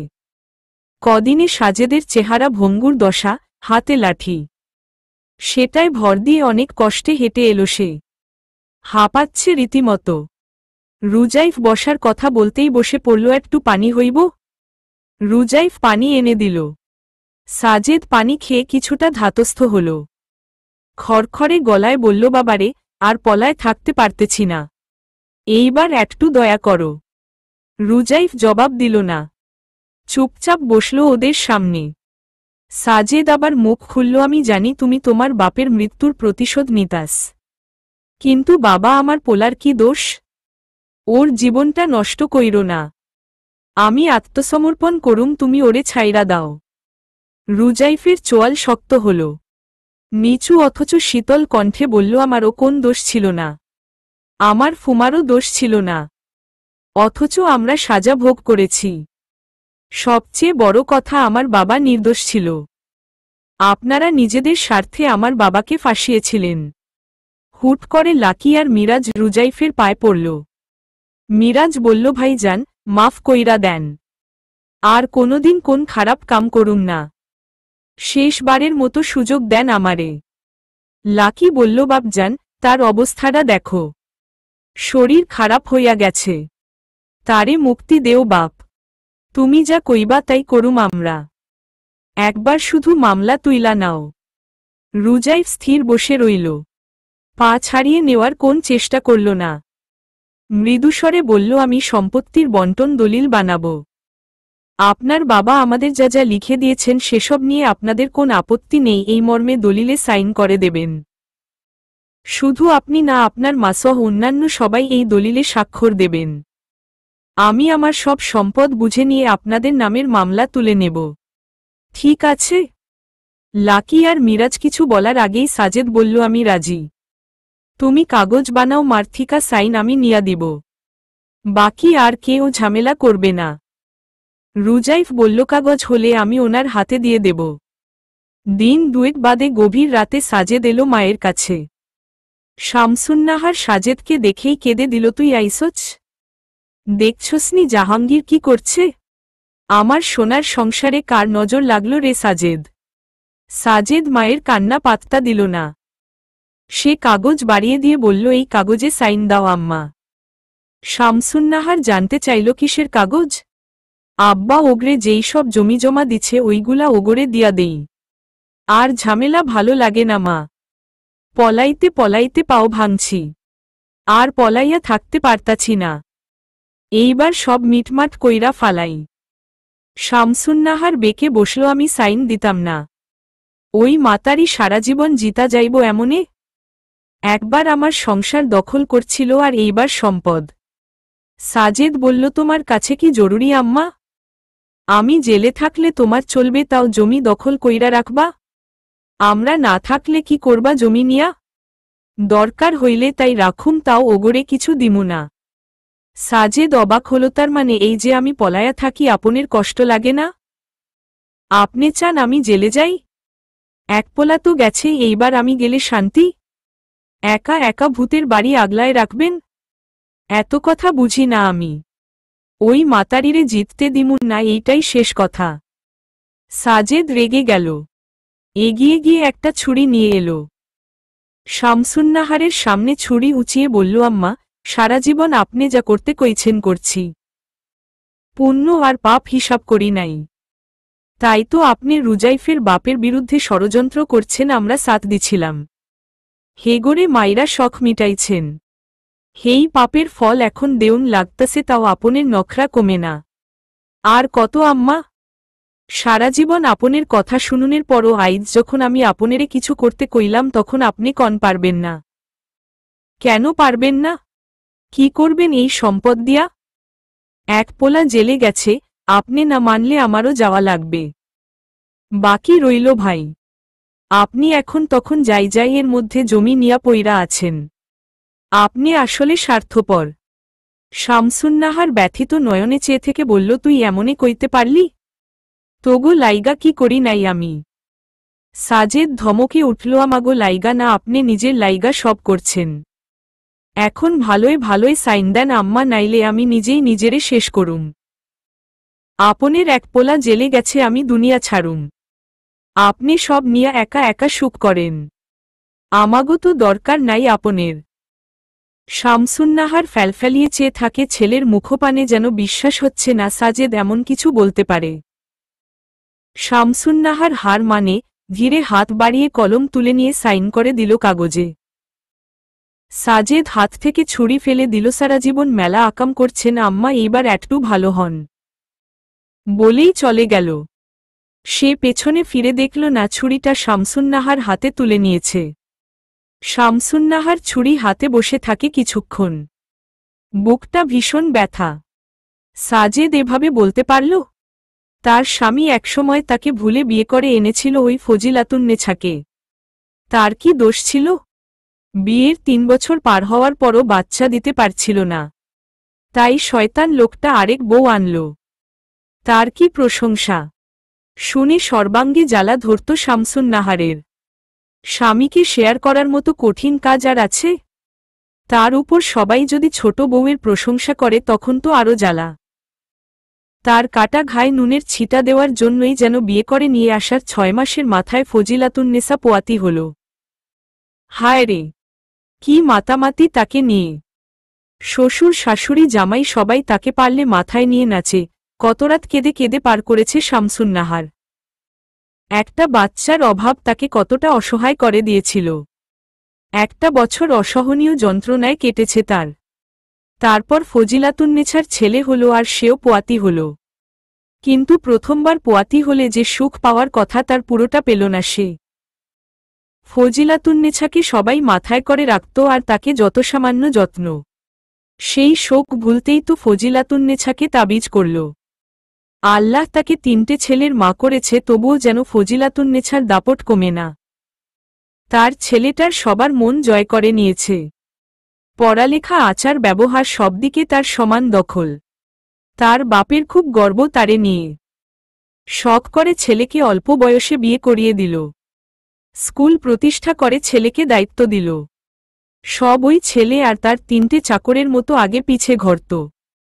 দাঁতে দাঁত চেপে সয়ে গেছে শামসুন্নাহার। তারপর একদিন সুযোগ পেয়ে দিয়েছে কোপ। এক কোপ বাজিমাত। সেই বাজিমাত আবার কেন করতে পারবে না? কেন জিতবে ওই মাতারি? শামসুন্নাহার বিড়বিড় করল, তোরে আমি জিততে দিমু না কিছুতেই। নিজে ময়রা হইলেও তোরে অশান্তি দিমু। গতবার তোর পোলা বউরে মাইরা ফালানোর পরও তোর হাউস যায় নাই। তুই আবার ফিরা আইছস এই বাড়িতে। আমার পোলাগো সম্পত্তি লুইটা খাবি, তা আমি হইতে দিমু না কিছুতেই। বলেই ছুরিটা হাতে তুলে নিল। চোখ বুজে ছুরিটা এগিয়ে আনতে লাগল বুক বরাবর। ঠোঁট দুটো শক্ত করে চেপে ধরেছে। তার একটাই লক্ষ্য, সে যে কোনভাবে ফজিলাতুন্নেছাকে শায়েস্তা করবে। তাতে যদি সে মারা যায় যাক। ছুরি সমেত হাতটা দ্রুত এগিয়ে আনছে শামসুন্নাহার। হাত কাঁপছে তার। বুকটা ভারী হয়ে আছে। আজই তার জীবনের শেষ দিন। এই সোনার সংসার ছারখার হওয়া দেখার চাইতে মরণ ভালো। যে থাকে আখি পল্লবে। পর্ব ৩৬। আপনি এত স্বার্থপর মানুষ আম্মা? এই ঝামেলা থিকা মুক্ত হইতে নিজের জান নিবেন? আর আমাগো সারা জীবনের লাইগা দোষী বানায়া যাইবেন? আমরা দুনিয়ায় বুকে কষ্ট করুম আর আপনি সব থুইয়া পালাইবেন? না আম্মা, এত সহজে মরতে পারবেন না আপনি। আমাগো সাথে সাথে কষ্ট করতে হইব আপনারও। লাকি ফোঁস ফোঁস করে কথা বলে। ভাগ্যিস ঠিক সময়ে এসেছিল সে। নয়তো আজ শামসুন্নাহারের লাশ দেখতে হতো। শামসুন্নাহারের হাত পা কাঁপছে। মাথা নিচু করে বসে আছে। লাকির রাগ বাড়ল তাতে আপনের পোলা কতদিন হইল পলায়া আছে। কত কষ্ট হইতেছে তার, তাও আপনি কন্যাই সবকিছু মীমাংসা কইরা ফালাই। যেইখানে আব্বা সবকিছু ভাগ কইরা দিছে সেইখানে আপনের কেন এত আপত্তি? শামসুন্নাহার মুখ তুলল, তোমাগো লাইগাই কইতেছিলাম। আমার কি দরকার? 3 কাল কাইটা গেছে, এখন আর এইসব দিয়া কি করুম? কথা তো সেইটাই আম্মা। 3 কাল কাইটা গেছে, তাও এত হিংসা মনে পুইসা কি হইছে? আমরাই শেষ হইয়া গেলাম। আপনেরে কবে কইছি খুকুর কথা? আপনি কানে তুলেন নাই। ভাবছেন আমি হিংসা করতেছি? মানুষের কাছে হাসির পাত্র হইলেন, লোকের কথায় বাইরে যাওন যায় নাকি করবেন এখন আম্মা? সবচেয়ে বড় কথা এই যে 3টা পোলাপান বাপ মা ছাড়া হইল, এই দায়কার? শামসুন্নাহার অসহায় দৃষ্টিতে তাকাল। তার চোখ মুখ ঘামছে রীতিমতো। লাকি বলল, আমার এক মাইয়ার বিয়া বাকি আছে এখনো। সেজুতি বাকি আছে। ভাগ্যিস বর্দার বিয়া দিছিল ওই পোলা। নাইলে 2 মাইয়া নিয়া কি করতাম? এই ঘটনার পর এই বাড়ির মাইয়াগো বিয়া হইব আর? কন আপনি? কারো জন্য চিন্তা নাই, কারো কথত ভাবার নাই, আপনি কেবল আপনের চিন্তা করতেছেন। কেন আম্মা কেন? শামসুন্নাহার অসহায় আত্মসমর্পণ করল, বউ আমাকে মাফ দাও। এত কিছু ভাবি নাই আমি। কয়দিন ধইরা যোধ হইল, তাতে আমার বাইচা থাকার স্বাদ গেছে গা। আমারে মরতে দাও, নাইলে মাইরা ফালাও। এই জীবন রাইক কি হইব? জীবন রাখা না রাখার আপনি ক্যাডা আম্মা? কর্মফল ভোগ না কইরা কেউ মরে না আম্মা। চিন্তা কইরেন না, যখন মরার তখন মরবেন। লাকি চলে গেল। শামসুন্নাহার আস্তে করে বিছানায় গা এলিয়ে দিল। মনে ঝড় বয়ে যাচ্ছে। সত্যি কি সে স্বার্থপর? কারো কথা ভাবেনি? নিজের সন্তানের জন্য ভাবেনি? কেবল নিজের কথা ভেবেছে? জীবন তাকে কোথায় নিয়ে এসেছে? তার অপরাধটা কি? অস্থির মন নিয়ে এপাশ ওপাশ করে সারা রাত। ভোর হওয়ার পরও শাশুড়িকে উঠতে না দেখে ডাকতে আসে শ্যামলী। এসে দেখে শামসুন্নাহার মেঝেতে পড়ে আছে জ্ঞানহীন, তার মুখ দিয়ে গ্যাজলা বের হয়েছে। ভয় পেয়ে চেঁচিয়ে উঠল সে। ছুটে এলো মাজেদ, সেজুতি, মিরাজসহ সকলে। দ্রুত হাসপাতালে নিল তাকে। জানা গেল ভোরের দিকে হার্ট অ্যাটাক হয়েছে তার। অবস্থা ক্রিটিক্যাল। ৩-৪ দিন পর শামসুন্নাহার ফিরে এলো। তার বাপ পা অবশ হয়ে গেছে। মুখ বেঁকে গেছে একপাশে। কথা বলতে পারে না ঠিকঠাক, কেবল গো গো আওয়াজ করে। একসময়কার দাপুটে শামসুন্নাহার এখন সবচেয়ে অসহায় মানুষ হয়ে বিছানায় শুয়ে থাকে। দিন হয়তো এভাবেই বদলে যায়। কথা মোতাবেক রুজাইফ ওদের বিরুদ্ধে করা মামলা তুলে নিল। সাজেদ মাজেদ দুই ভাই রুজাইফের জমিগুলো তাকে বুঝিয়ে দিল। সবকিছু নিজের আয়ত্তে নিয়ে রুজাইফ কেন যেন খানিকটা স্বস্তি পেল। সেই সন্ধ্যায় রুজাইফ দিদার কাছে এলো। কাগজগুলো দিদার হাতে তুলে দিয়ে তার কাছে বসল। ফজিলাতুন্নেসা সব দেখে রুজাইফের দিকে তাকালো। রুজাইফ বলল, আবার কি তোমার মন শান্ত হয়েছে দিদা? ফজিলাতুন্নেসা মৃদু হাসল, তুই একবার তোর বাপের কবরের সামনে দাঁড়াইয়া দোয়া করলে আমার মন শান্ত হইব দাদু। তোর বাপ বহুদিন ধইরা তোর দোয়ার অপেক্ষায় আছে। বাবা মায়ের মৃত্যুর পরজীবনে তারা কেবল সন্তানের দোয়ার জন্য অপেক্ষা করে। তুই এইবার তোর বাপের অপেক্ষার অবসান কর দাদু ভাই। রুজাইফ গম্ভীর মুখে বসে থাকে। চেহারায় কষ্টের ছায়াঘ্নায়। আবেগে গলা কেঁপে ওঠে তার। আমার নিজের কাছে প্রতিজ্ঞা ছিল দাদু, এই বাড়িতে নিজের অধিকার প্রতিষ্ঠা না করে বাবার কবরের সামনে দাঁড়াব না। আজ সেই প্রতিজ্ঞা পূর্ণ হয়েছে। আজ বাবার কাছে যাব দিদা। ফজিলাতুন্নেছার চোখ ছলছল হল, আমার আব্বাজান আজকে শান্তি পাইব। রুজাইফ বহুদিন ধইরা কষ্টে ছিল, আইজোর কষ্ট শেষ হইব। আব্বা আইজ আরামে ঘুমাইব তোর দোয়া পাইয়া। বলেই হু হু কান্নায় ভেঙে পড়ে ফজিলাতুন্নেসা। রুজাইফ এগিয়ে এসে দিদাকে জড়িয়ে ধরে।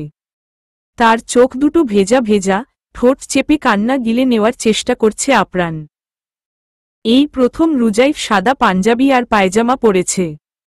অজু করে সে ধীর পায়ে হেঁটে বাড়ির পেছনে পারিবারিক কবরস্থানে এসে দাঁড়ায়। গেট খুলে বাবার কবরের সামনে আসে। দীর্ঘদিনের অযত্নে কবরের বুকে লম্বা ঘাস জন্মেছে। বুকে চিনচিনে ব্যথা অনুভব করে।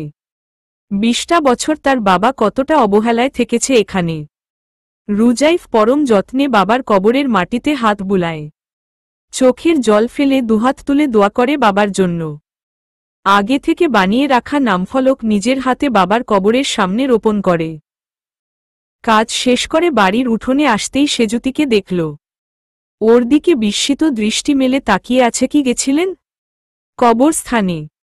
আমার আব্বার কবর জিয়ারত করতে। টিউবওয়েলটা চাপো তো, হাত মুখ ধুয়ে নেই। সেজুতি বিনা বাক্যে টিউবওয়েল চাপে। রুজাইফ হাত মুখ ধুতে ধুতে জানতে চাইল, তোমার দাদি কেমন আছে? সেজুতি ঠোঁট ওল্টায়, যেমন থাকার তেমনই আছে। কষ্ট তো আমার মার হইতেছে, সারাদিন ওই বুড়ির পিছনে খাটতে খাটতে। রুজাইফ ভ্রু কুচকে তাকাতেই সেজুতি আমতা আমতা করে। রুজাইফ বলল, একটা লোক রাখলেই তো হয়। সেজুতি জবাব দিল না। রুজাইফ জানতে চাইল, পড়ালেখার খবর কি? ঠিকঠাক পড়ছ? সামনে তোমার এক্সাম না? হুম মম। যাও পড়তে বসো। এখন? তো কখন? ফাঁকিবাজি না করে পড়তে বসো।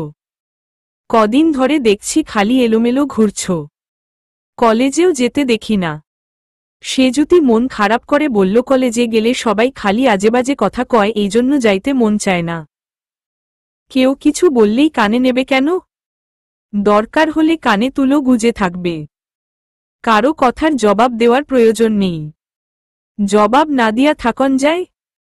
যে সব কথা কয়। রুজাইফ নির্বিকার থেকে বলল, সত্য কথাই তো বলে, তাহলে সহ্য করতে পারো না কেন? শান্তিতে থাকতে হলে মুখ একটু কম চালাবে। রুজাইফ আর দাঁড়ায় না। সেজুতি সেদিকে তাকিয়ে থেকে মুখ বাকাল, কথা না কইলে মানুষ বাঁচে? দিদা, শুক্রবার বাবা মায়ের জন্য দোয়ার আয়োজন করতে চাই। এই এলাকার মানুষ আমার আব্বা মাকে ভুলে গেছে, অনেকে হয়তো চেনেই না। তাদের জন্য মিলাদের আয়োজন করব আর এতিম বাচ্চাদের জন্য দুপুরের খাবার। রুজাইফের প্রস্তাবে ফজিলাতুন্নেসা হাসল। সেই হাসিতে প্রচ্ছন্ন প্রশ্রয়, খুব ভালো সিদ্ধান্ত নিছো দাদাভাই। আমি মনে মনে ভাবতেছিলাম এমন কিছু। রুজাইফ মাথা দুলায়, সবাইকে বলছি তাহলে?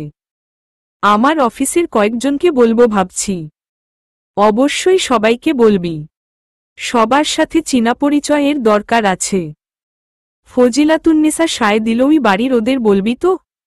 রুজাইফকে দ্বিধান্বিত দেখায়, বলবো না। ফজিলাতুন্নেসা হেসে দিল, বলবি না কেন? সবাইকে বলবি। আচ্ছা শোন, ওদের আমি বলবো, আমি নিজে গিয়ে দাওয়াত দিবনে। আচ্ছা, তোমার যেমন ইচ্ছে। রুজাইফ চলে যাচ্ছিল, ফজিলাতুন্নেসা ডাকল, শোন রুজাইফ, এদিকে আয়, কাছে বসো তো। রুজাইফ অবাক হয়ে ফজিলাতুন্নেছার কাছে বসল। কি হয়েছে দিদা? ফজিলাতুন্নেসা রুজাইফের মাথায় হাত বুলিয়ে দিল, যা করতে চাইছিস সবই তো হইল, এইবার তাহলে তুই একটা বিয়ে কর। বয়স তো কম হয় নাই। রুজাইফ অস্বস্তি বোধ করে, চঞ্চল দৃষ্টি আশেপাশে ফেলে। ফজিলাতুন্নেসা তা দেখে মুচকি হাসে। তোর পছন্দের কেউ আছে? থাকলে বল। না, এক কাজ কর, শুক্রবার দাওয়াত দে, আসুক এই বাড়িতে কথা বলি। রুজাইফ চমকে মুখ তুলে চাইল, কি সব বলছো দিদা? এমন কিছু না, আপাতত বিয়ের ভাবনা বাদা দাও, অনেক কিছু গোছানো বাকি আছে। বাদ দিব না, তোর কোন পছন্দ না থাকলে আমি মেয়ে দেখা শুরু করব। এইবার তোর আপত্তি কানে নিব না। শরীর ঠিক থাকে না, কখন কি হয়। তুই বিয়ে করলে শান্তিতে মরতে পারব। দিদা, রুজাইফ আহত স্বরে ডাকল, আমি জীবনে বিয়েই করব না, যাও। বলেই উঠে চলে গেল। ফজিলাতুন্নেছার হাজার ডাক কানে তুলল না। যে থাকে আখি পল্লবে। পর্ব ৩৭। প্রথম দিনের পর আরে বাড়ি মুখ হয়নি ফজিলাতুন্নেসা। শামসুন্নাহারের মুখোমুখি হওয়ার কোন ইচ্ছে তার নেই। এই মানুষটাকে দেখলে ভয়াবহ স্মৃতির ঝাঁপি খুলে যায়। সেসব বড় কষ্ট দেয় ফজিলাতুন্নেছাকে। তাই স্মৃতি থেকে পালিয়ে বাঁচতেই শামসুন্নাহারকে এড়িয়ে চলে সে। কিন্তু আজ ইচ্ছে করেই শামসুন্নাহারকে দেখতে চাইল শুনে রুজাইফ অবাক হল হঠাৎ। কি জন্য যাবে? ওদের বাড়ির সবাইকে শুক্রবারের দাওয়াত দিতে হবে না? রুজাইফ মাথা নাড়ে, সে আমি দিয়ে দেব দিদা। তুমি এই কারণে যেতে চাইছ না, তোমার কারণ ভিন্ন। ফজিলাতুন্নেসা হেসে দিল, ঠিক ধরেছিল, ওই মহিলার সাথে কথা বলবো একটু। এতদিন তো বলার কোন উপায় ছিল না, বড্ড মুখ চলে তার। এখন অন্তত পাল্টা জবাব দিতে পারবে না, তাই শান্তিমতো কটা কথা বলবো। কি দরকার দিদা? বাদ দাও না। ফজিলাতুন্নেসা দীর্ঘ শ্বাস ফেলে বলল, বাদই তো দিয়েছি রুজাইফ। দীর্ঘ ২০ বছর ধরে কথাগুলো হৃদয় কুঠুরিতে বন্দি করে রেখেছি। আজও যদি বলতে না পারি তবে বেঁচে থাকাটা ভীষণ ঠুনকো মনে হবে। এবার অন্তত একটু মনের খায়েশ মিটাতে দে। রুজাইফ হার মেনে নিল, বেশ যাও তবে, ফুপুকে নিয়েই যাও। ফজিলাতুন্নেসা বলল, হু, তুইও চল, তোর ওখানে থাকার দরকার আছে। মেনে নিল রুজাইফ। নুমাকে ডেকে নিয়ে একসাথে উঠোনে এসে দাঁড়ায়। সেজুতিকে হাঁক দিয়ে ডাকল, মাজেদ বেরিয়ে এলো। রুজাইফ তাকে বলল, দিদা একটু আপনার মাকে দেখতে চায়। আপনাদের পরিবারের সবাইকে একটু খবর দিন, সবার থাকা জরুরি। মাজেদ অবাক হলেও দ্বিরুক্তি করল না। সেজুতিকে দিয়ে সবাইকে ডেকে নিল। সাজেদ, লাকি, মিরাজসহ মোটামুটি সবাই এখানে আছে। রুজাইফ দিদাকে ধরে নিয়ে এলো শামসুন্নাহারের কামরায়। একদিকে কাত করে শুয়ে রাখা হয়েছে শামসুন্নাহারকে। শ্যামলী এসে তাকে ঘুরিয়ে দিল বহু কষ্টে। সম্মুখে ফজিলাতুন্নেছাকে দেখে চমকে উঠল শামসুন্নাহার। কিছু বলার চেষ্টা করল, কিন্তু মুখ বেঁকে যাবার কারণে সেটা বিশ্রী দেখাল। ফজিলাতুন্নেসা শান্ত গলায় বলল, এত অস্থির হয়েন না আপনি। এই শরীর নিয়ে অস্থির হলে বড় বিপদ হবে।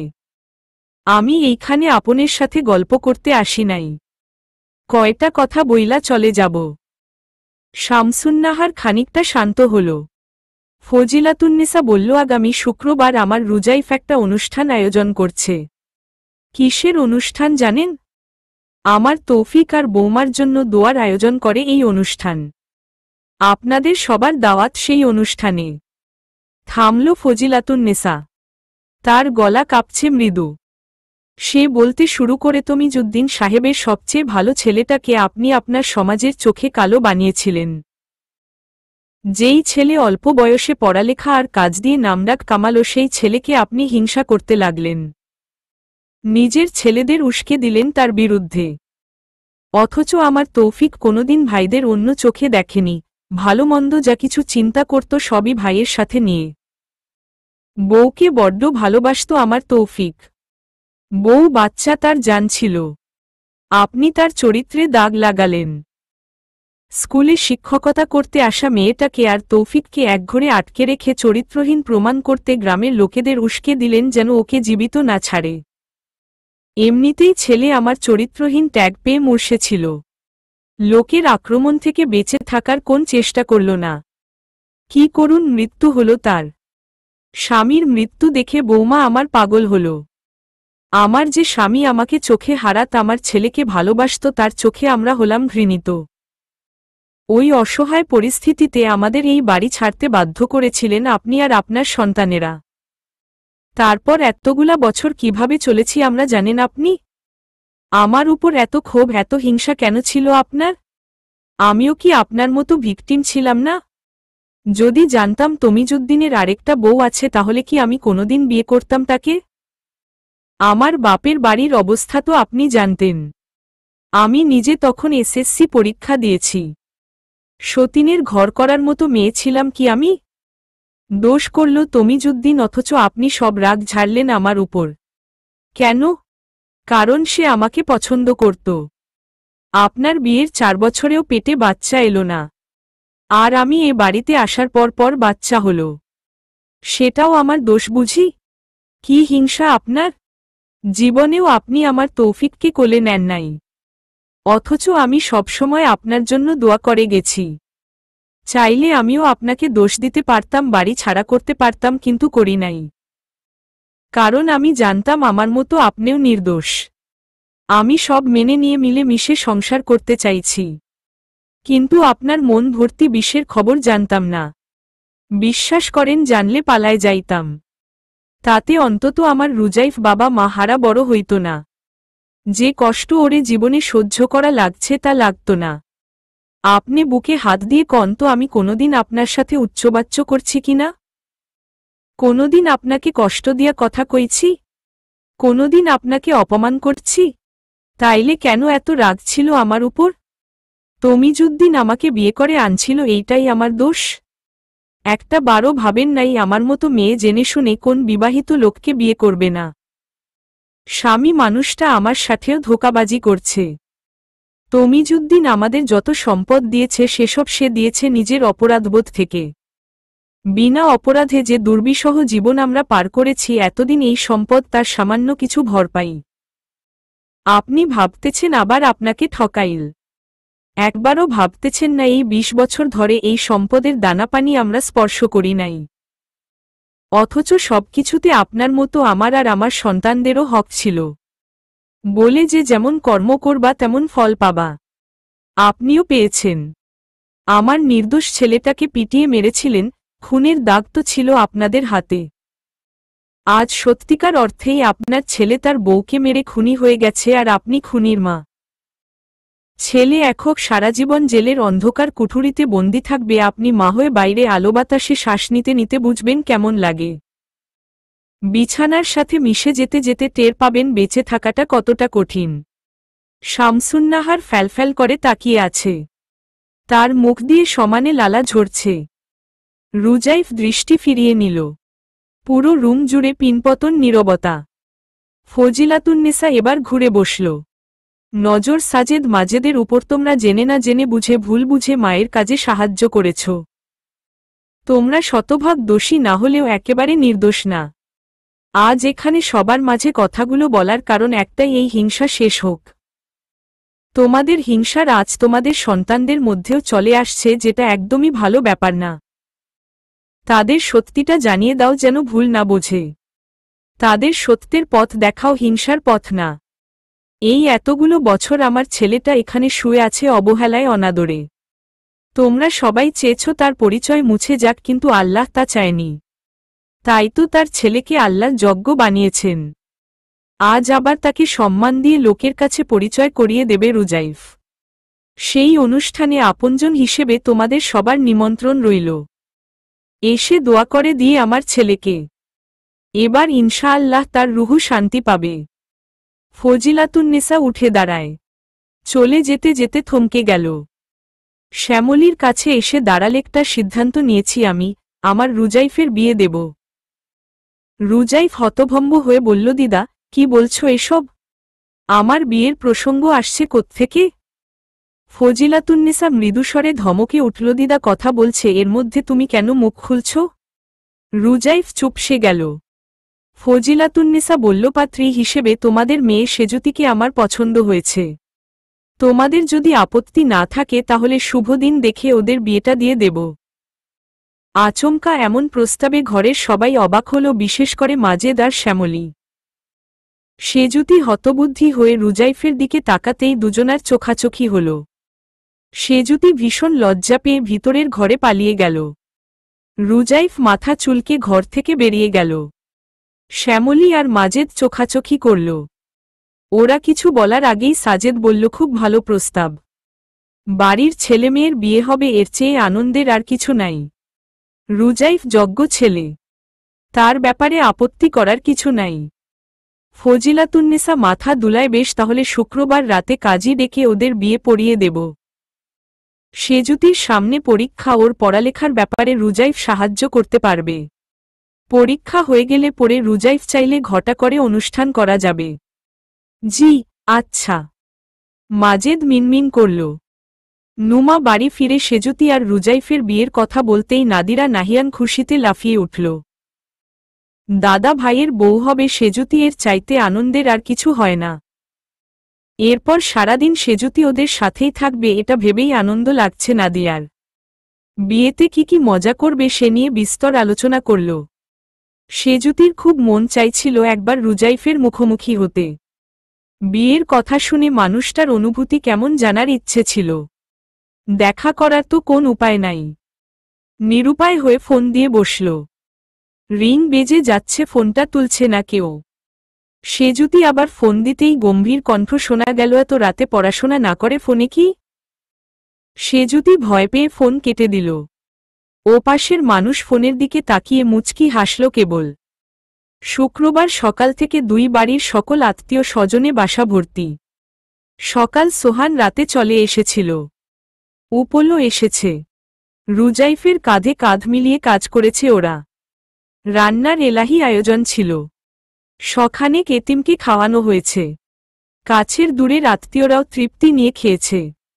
সন্ধ্যা হতে হতে আত্মীয়ের ভিড় কমল। বাড়ির লোক বাদে তেমন কেউ নেই। ফজিলাতুন্নেসা রুজাইফকে ডেকে তৈরি হতে বলল। ওদিকে মাজেদকে বলল সেজুতিকে সাজিয়ে নিয়ে আসতে। আধা ঘন্টা পরে দাদাবাড়ির হলঘরে কাজীর সামনে বসে কবুল বলল রুজাইফ। আর দিদার ঘরে বসে কবুল বলল সেজুতি। সবাই বেশ খুশি। সবচেয়ে খুশি সকাল। বিয়ে হতেই সে বোনের কানে ফিসফিস করল, আমি আগেই বুঝছিলাম রুজাইফ ভাই তোরে ভালা পায়। সেজুতি অবাক হল, কেমনে বুঝছিলা বুবু? সকাল মুচকি হাসে, চাহনি দেখলে বুঝা যায়। সেজুতি লজ্জা পেয়ে মাথা নামিয়ে নেন। সত্যি বলতে সেও তো বুঝেছিল। কুংফু পান্ডা অকারণে তাকে আশকারা দিয়েছে, স্পর্শ করেছে অধিকার নিয়ে। সেও কি মনে মনে রুজাইফের প্রতি আকৃষ্ট ছিল না? সেসব ভেবে গাল আরক্ত হল সেজুতির। রাত গভীর হতেই সেজুতিকে রুজাইফের ঘরে দেওয়া হল। বিছানাটা ফুল দিয়ে হালকা করে সাজানো। সেজুতি ঘোমটা টেনে চুপচাপ বসে রইল। বেশিক্ষণ অপেক্ষা করতে হল না। রুজাইফ এলো খানিক বাদেই। দরজা লাগিয়ে দিয়ে এগিয়ে এলো পায়ে পায়ে। সেজুতির সামনে বসল। লাল টকটকে বেনারসিতে সেজুতিকে মারাত্মক সুন্দর লাগছে। রুজাইফের তরস হইল না। সে ভনিতা না করে ঘোমটা তুলল দ্রুত। সেজুতি ভয় পেয়ে চোখ বুজে ফেলেছে। অজানা আশঙ্কায় তার সর্বাঙ্গে কাঁপন উঠেছে। সেই কাঁপন ঠোঁটে ছড়িয়েছে। রুজাইফ মুগ্ধ হয়ে দেখল মেয়েটাকে। কোমল অথচ গমগমে স্বরে ডাকল সেজুতি, চোখ মেলো। সেজুতি সাথে সাথে চোখ মেলে রুজাইফের দিকে তাকাল। মেরুন রঙা পাঞ্জাবি পরা শ্যামরঙা রুজাইফকে দারুণ হ্যান্ডসাম লাগছে। সে মুগ্ধ দৃষ্টিতে রুজাইফকে দেখতে লাগল। বউয়ের মুগ্ধ দৃষ্টি বুঝে রুজাইফ ঠোঁট কামড়ে হাসল। সেজুতি লজ্জা পেয়ে সাথে সাথে মুখ নিচু করে ফেলে। রুজাইফ ওর চিবুক ধরে মুখ তুলে ধরে। নাকের নোলকটা যত্নে খুলে নিল। গয়না খুলতে দেখে সেজুতি খানিকটা অবাক হল। পরক্ষণেই মুখের উপর গরম নিঃশ্বাসের অস্তিত্ব টের পেয়ে শিউরে উঠল। খামচে ধরল রুজাইফের পাঞ্জাবি। কি করেন? বউকে আদর করছি বলেই রুজাইফ আলতো করে ঠোঁট ছোঁয়াল সেজুতির ঠোঁটে। চোখ বুজে স্পর্শের উষ্ণতা অনুভব করল সেজুতি। টের পেল আলতো স্পর্শটা ঠোঁট ছেড়ে চোখের উপর পড়ল। দুই চোখের পাতায় স্পর্শ দিয়ে ওকে বুকে টেনে নিল রুজাইফ। চোখের সামনে দেখতে দেখতে কবে যে তুমি এত প্রিয় হয়ে উঠলে জানতে পারিনি। এখন না দেখলে অশান্তি হয় মেয়ে। কি জাদু করলে বলতো? সেজুতির ভীষণ ভালো লাগছিল রুজাইফের বুকে থাকতে। কেমন শান্তি শান্তি। সে আনমনা হয়ে বলে ফেলল, আপনের বকা না খাইলে ভালো লাগে না আমার। কয়টা দিন বড় অশান্তিতে ছিলাম। রুজাইফ কাঁধ থেকে ওর মাথা তুলে ওকে দেখল। হা, মানে কি? সেজুতি লাজুক হাসল। আপনের রাগের মধ্যে ভালোবাসা থাকে। আমি বুঝি। আমার আপনের রাগ করাই ভালো লাগে। রুজাইফ বিস্মিত হল। তুমি ভালোবাসা বোঝ? সেজুতি মাথা দুলিয়ে বলল, এই যে আপনের চোখ দুইটা সবসময় আমাকে খুঁজে, আমাকেই দেখতে চায়, এইটাই ভালোবাসা। সমাপ্ত। কপিরাইট ফারহানা ইয়াসমিন।